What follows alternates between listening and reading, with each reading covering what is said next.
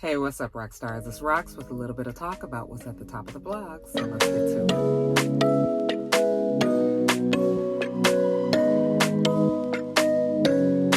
All right, you guys, first story up. So your boy Jussie, it looks like they have let him out of the bag, you guys. That is right. After we saw his performance in the courtroom last week when he was sentenced to 150 days in jail and 3 years felony probation. It seems that the appeals court has decided to let him out on bail, $150,000. That seems to be the winning number. You guys go play that on the lottery. But they let him out on $150,000 bail last night. And Jussie is, at least for now, until we see what happens with the appeals court, is a free man. I believe that they will keep him out of jail. I believe the appeals court won't put him back in jail. Now, last week when I talked to you guys about this on top of the blogs, my whole thing was, were they going to put him in jail? I actually was surprised that he got 150 days. I was fine with it, because he had been found guilty of the 5 disorderly conduct charges, 5 of the 6 charges that had been brought against him. He had been found guilty for 5. So when they told us that he was going to get 150 days, I was just like, okay, I did the calculations, added it up in my head, like your nay. And I said, okay, that's 5 months. I just was like, okay. I didn't think that he would do 5 months. I was not even thinking that he would do 1 month, considering how the jails are so overcrowded, and his was not a serious offense. And, I figured that he would probably do a few. I really thought he was only going to do a few days and that they would let him out. I mean, I'm only familiar with the penal system in California. And I know in California, they let people out early all the time because, they don't have the room. So I don't know if it happens like that in Chicago or not, but whatever, because they have let him out. And he has his family to thank for that, because his family was, when I tell you they was out there trying to free Jussie, I know something, okay? There was one brother in particular, I don't know which one it was, I don't know their names other than Journey and Jussie, but one of the brothers was the front man for it, and every time you looked up on fucking Instagram, his face was there. He was mad, his nose was, out, and he almost was snarling. He was so upset that his brother was in jail. Listen, like I said, I didn't have a problem with him being in jail because he was found guilty for the crime. Was I surprised? Yes, I was surprised. I didn't think that they were going to give him that jail time. But I don't even really care that they've let him out of jail, you guys. I really honestly don't.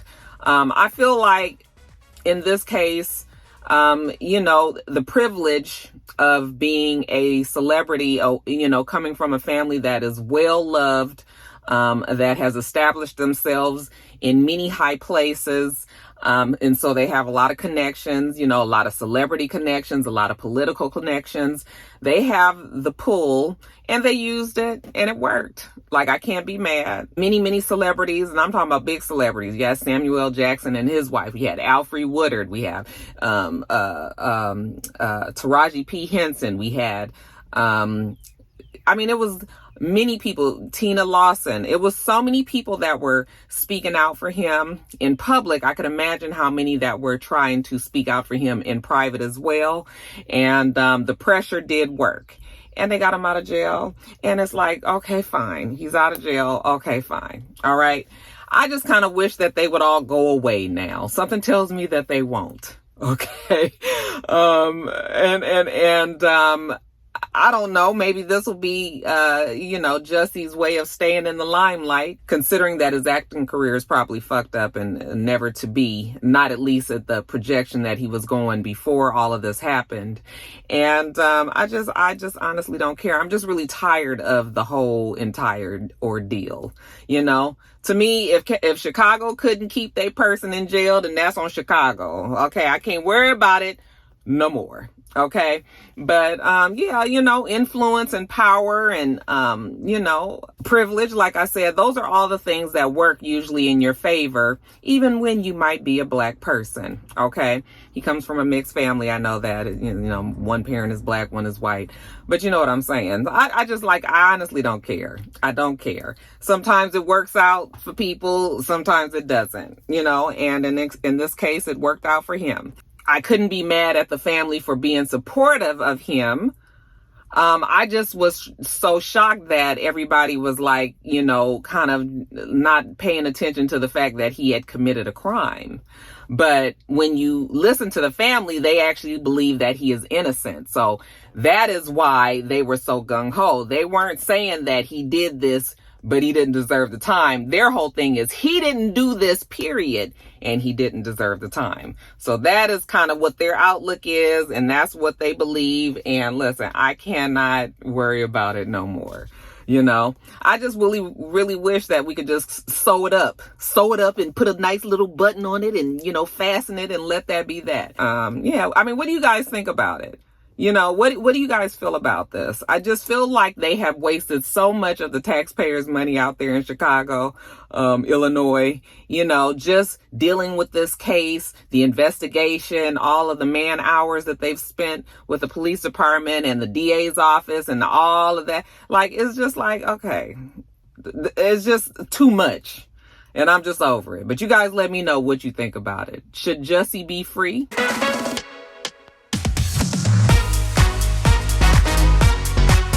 Rest in peace, we must give to Traci Braxton. Traci Braxton died last Saturday or Sunday. I'm sorry, I don't have the exact day, but she did die last weekend from esophageal, I believe I'm saying it wrong, but she had cancer of the esophagus, basically. I'm not even sure if she was a smoker or not. I don't know that, but I mean, you guys, this cancer is so fucked up that it'd be attacking people in places that you wouldn't even expect it to be. It's just, cancer is just, oh, you guys, I mean, I could go on and on about all of the beautiful lives that have lost that battle, including my mom. Like, it's so frustrating to hear that yet another person has died and prematurely so. I mean, she was 50 years old.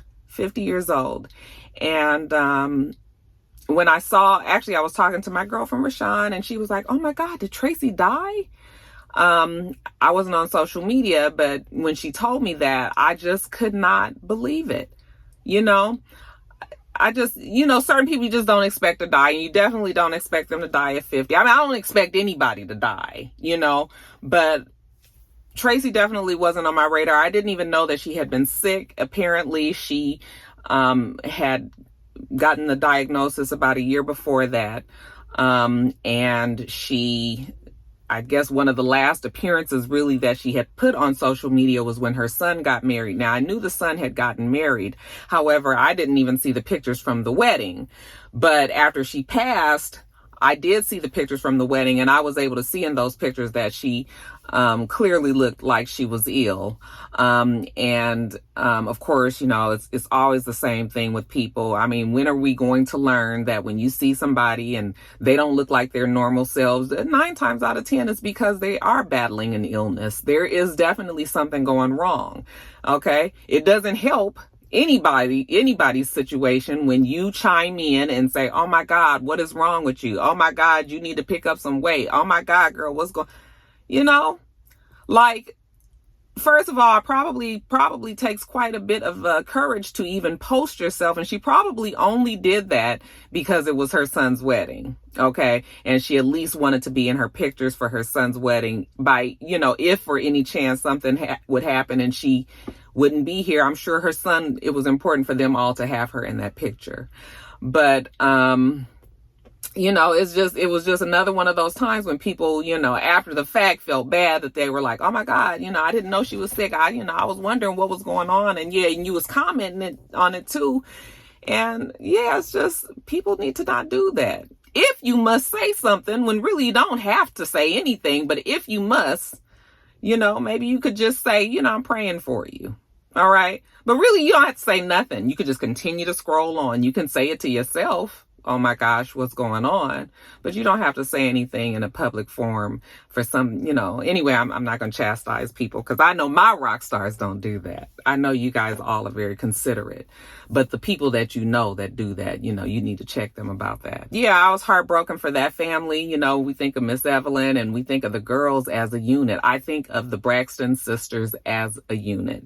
Okay. Even with Tony being a big star, even with Tamar being a big personality, I still think of them as a unit. So when you see part of that, somebody in that group, just that sisterhood, and I mean that, literally they are sisters. When one leaves, it doesn't even feel right, That's how big of an impact the Braxton sisters have. I mean, at least I feel like in the Black community anyway.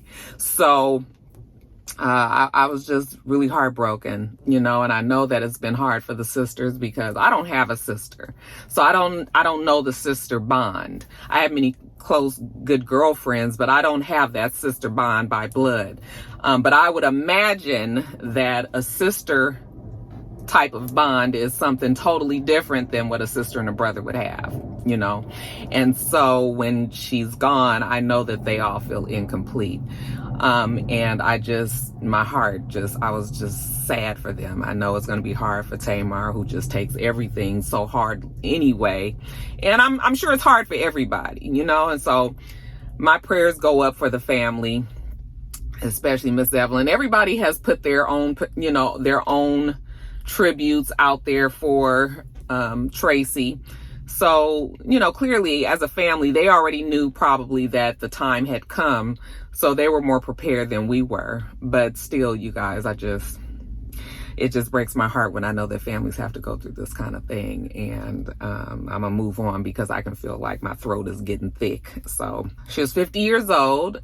She has a son that she leaves behind, a husband that she leaves behind, her sisters, her mother, her father, brother, many, many family and friends. That's a big family there. Rest in peace to Traci Braxton. Then, you guys, we also are sending up a rest in peace to Khalees's husband, Mike Mora. He died from stage 4 stomach cancer. Now, we were aware of this. He told us in September of 2021 that he was battling the disease and that he had been diagnosed in 2020. Okay. And at the time that he told us that he was sick, I believe he was at either late stage 3, or the beginning of stage 4. And he felt that it was important that he let people know just so that he can help others that might be going through this, as well as receiving, the positivity and the well wishes and the prayers and things from everybody that could kind of help him get through this. And I think he was really determined to try to fight this and beat it. But you guys know, and I know, that stage 4 usually means that the disease has progressed so much that it is hard. It does happen. I've seen and heard of cases where it turns around and it goes into remission. But many more times than not, people usually do succumb to cancer when it's advanced, when it's that far advanced. He said that he thought that he had a stomach ulcer all that time, which was why, I guess, by the time they found out that he had it, why it had advanced so far, because he had not checked on it the way that maybe he would have if he had known that it could be something else. And so then we just find out right around the same time that Traci passed, maybe a couple of days after that, that he did indeed die from stomach cancer. Okay. So again, all the things that I said for Traci, the fact that this cancer is just awful and heartbreaking to hear when this happens to families. And he was very young. I think he was 37 years old.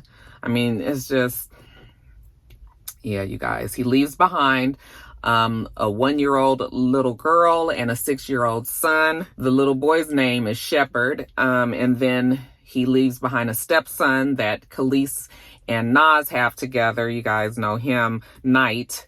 And of course, he leaves behind his wife, Khalees, as well. And 37 years old, you guys. Rest in peace to Mike Mora.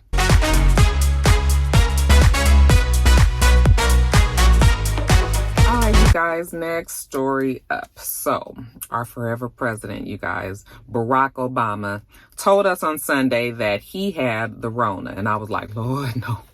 No, Lord, please. No, Lord, please. Please cover him, Lord. Cover. I'm telling you, I was so worried for our forever president, Barack Obama. I just didn't know what to do with myself. But, you know, he told us that he was doing well, that he had a scratchy throat for a few days. But other than that, you know, he was going to pull through this with no problems. He said that he was fully vaccinated and boosted. He and Michelle were, because I was like, Lord, and now that's going to mean that Michelle got it too. But Michelle actually, our forever first lady, Michelle Obama, she tested negative. Okay. So apparently he's been in Hawaii for a long time. And he just recently returned to Washington, D.C. And then when he got out there to D.C. with all of the infection that might be out there, you know, left the clean, crisp air of Hawaii, who is like, they don't play when it comes to COVID, and went back to Washington, D.C. That is where they believe he caught the virus. And, but like I said, he is expected to do fine, and said that he did not feel that bad. Okay. We also found out that our first husband, Doug Ernahoff, also has tested positive for COVID. That would be the husband to our Vice President, Kamala Harris. And, you know, it was the same situation. I was like, oh, Lord, does Kamala have it now? But it turns out that no, she tested negative as well. Okay. But, you know, of course, logistically, we've got to now make sure that the vice president, you know, because she could still carry the virus on to the president, Joe Biden. So, you know, they had to make sure that they keep everybody separated and you know, all of that. Even though they have totally downplayed Corona. It's so funny because when I watch the news now, it is not the leading, well, it's not funny, but it's not the leading story, of course, because of the war in Ukraine. It almost was like, wow, that was convenient that the war happened. It just completely took everybody's mind off of coronavirus. But I'm here to tell you guys that it is still real and it is still out there and people are still getting sick. Okay. From what I understand, China is on full shutdown out there. So, I mean, it's still happening, maybe worse for some countries than others, but it's still out there. So everybody needs to remain diligent. Okay. Now, President Barack Obama was only the second president to get coronavirus. I was like, he was the first one for me because, honey, fuck YSAP. Like, I don't give a damn. You know, I still don't even consider him y'all know I never.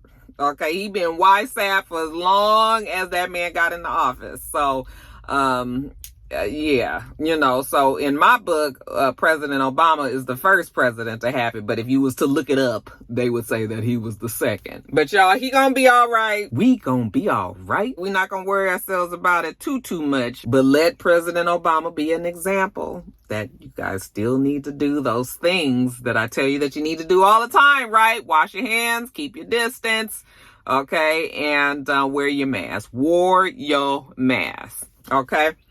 All right, let's move on to the next. All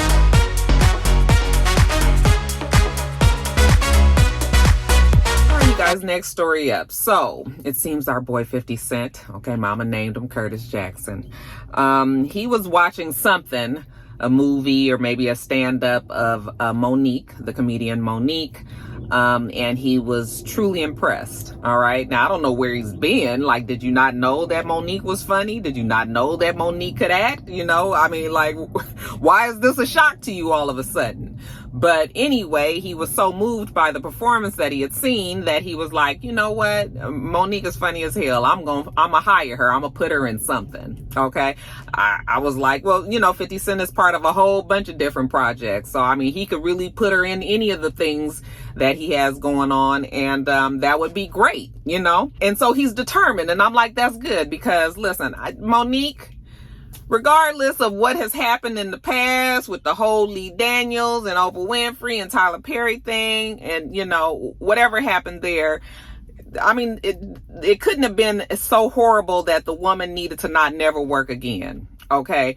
We already know the story. Supposedly they blackballed her and she hasn't been able to really get a job. I mean, she has been working. We still see her. She's still out there, but you know, not at the trajectory that she was, you know, back when she was, you know, coming off of Precious and all of that. The story goes that she spoke with Tyler Perry, you know, off the record, and he did apologize for it and told her that, you know, they did do that, but he was sorry. All right. But of course, Lee Daniels and Oprah Winfrey they've never come clean. Nobody has done it in public, and even behind closed doors off the record, they haven't spoken to her and said anything about it. So, Tyler Perry, you know, was the only one who I guess maybe had enough conscience to, you know, maybe it was his church upbringing, his granny had put something in him that, you know, he knew that maybe that was the wrong thing to do. And so he apologized. But, yeah, you know, I want Monique to be able to work. You know, I want the woman to be able to provide for herself and her family, you know, because I don't think that she's done anything that horrible that she should never work in Hollywood again. Okay. And yes, Monique has her thing, and, you know, she can sometimes be a lot to swallow as well. But, you know, I get it. She's felt that she's been wronged, and so she's got to fight for what she thinks is right. Okay, so, I mean, like, I'm not mad at Monique for what she's doing and everything. Do I think that she needs to get an apology? I wouldn't be holding my breath on an apology. Okay, and the reason being is because if you have to demand somebody or beg somebody or even asking somebody to apologize to you, do you think it's sincere? You know, if I felt truly bad about something that I did, then I would just come to you and say, you know what, I shouldn't have did that. I fucked up. That was wrong. All right.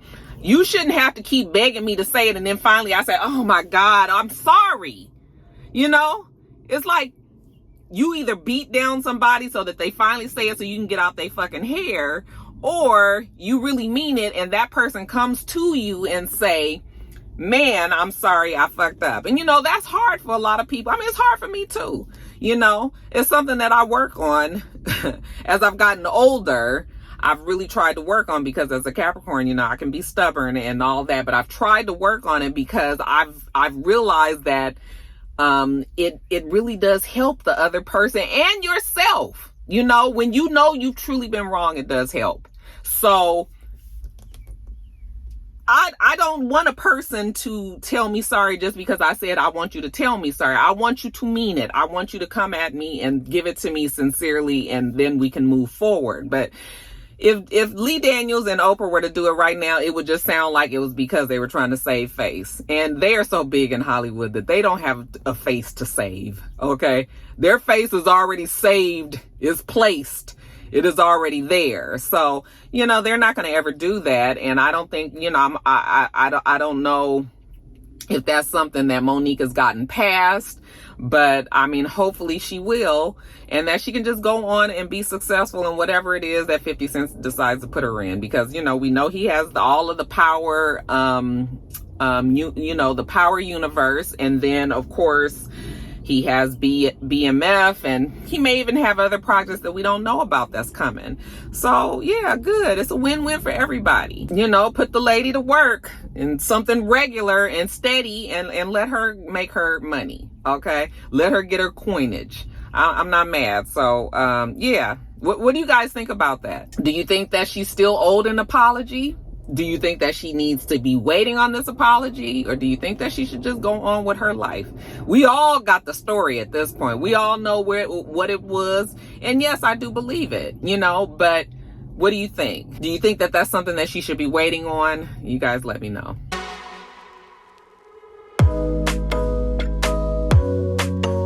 All right, you guys, so next story. So it seems that the Senate has voted on and all agreed that we need to stay at daylight savings time now. I'm just going to tell you guys right now that I don't like daylight savings time, because I like when the sun is out in the morning because I have to walk my dog, and I like when the sun goes down in the evening because fuck it, it is time to go to sleep. Okay, out here in Atlanta in particular, when the sun goes down in the summertime at daylight savings time, it's almost damn near 10 o'clock at night before we really truly get some true darkness. Okay, 9:30 the sun is still going down. I mean, the sun is down, but it's not it's still not dark. And I just don't like that, you guys. I don't like that. I don't like that during the fall and the winter months we gonna still be having this bright ass evening and this dark ass mornings, and it's gonna be like that the whole time. So yeah, it's not my cup of tea. Now, did they ask Roxanne? No, the fuck they didn't. Okay, Roxanne gonna have to go with whatever the rest of the damn United States goes with, and I know that, but if I had my choice, I would not go with daylight savings time the whole time. Now, if they said we gonna do it on standard time the whole time, then I'm all for it. I'm all for it. Maybe you guys would tell me that I should move to Hawaii, or I should move to Arizona, because they stay at standard time. They never change their clocks. Fall forward, spring forward, fall back. They don't do that. So the rest of the country is the ones that have to deal with the inconvenience of losing or gaining an hour. Now, why is it that this always comes up? It comes up more and more that they want to keep it at daylight savings times. This has been happening for the last few years. And basically, you guys, it's because they feel that when the days are longer, people spend more money. When you have time to still be out in the daytime, you might squeeze in another visit, to the movies, to the restaurant, to the grocery store, to the laundromat. You might still spend some more money because, hell, there's still sunlight out there. And so it's purely for the economy, and just to have a way for people to spend more money. So it's not like they out here trying to help us in our health, even though there are some studies that say that with the constant change of the hour gained and lost, that studies have shown that accidents pick up when the time change, that heart attacks happen more when the time changes, that our children have more problems with their sleep patterns. Our animals have problems with their sleep patterns when that 1 hour happens. I was just like, we must have been a fucking G back in the day, you guys, because when the time changed when I was young, first of all, I didn't really even care, but I actually looked forward to the time change because I knew that there was a moment where I would get an extra hour of sleep. So it was a big deal for me when I was younger because I was happy that I'd get to sleep longer. And then, of course, when you're little and it's summertime and, back in the day when the kids went outside, because, honey, these kids on these damn video games tough now. And, child, we won't even get started on the metaverse. But, back in the day, the kids, we stayed out later. So it was a win. Again, it was a win-win, but now the kids can't take it. The animals can't take it, and heart attacks and all of that. So maybe, we need to make sure that we keep everybody from having to go through all these changes. So that is another reason why they say they're tired of making the changes. That is not good for the people. We'll see, you guys. They've been doing this daylight savings time since the 1960s. I think they stopped it and they brought it back and it was permanent. But like I said, they've been trying to get rid of this changing of the hours. For the last few years, I've been hearing them talk about it. It picked up steam, and this time the Republicans and the Democrats now agree on it. It will now make its way to the administration, the Biden administration. President Biden hasn't said whether or not he's in support of it, but they say that they are reviewing it and they will let us know if we're just going to stay at this stupid daylight savings time. I guess if I did want to stay at standard, though, besides Arizona and Hawaii, they also say that American Samoa, Guam, the Northern Mariana Islands, Puerto Rico, and the U.S. Virgin Islands also stay at standard time. So I guess I could move to any of those places, you guys. What y'all think about it, though? Y'all like this daylight savings time forever and ever and ever and ever and ever?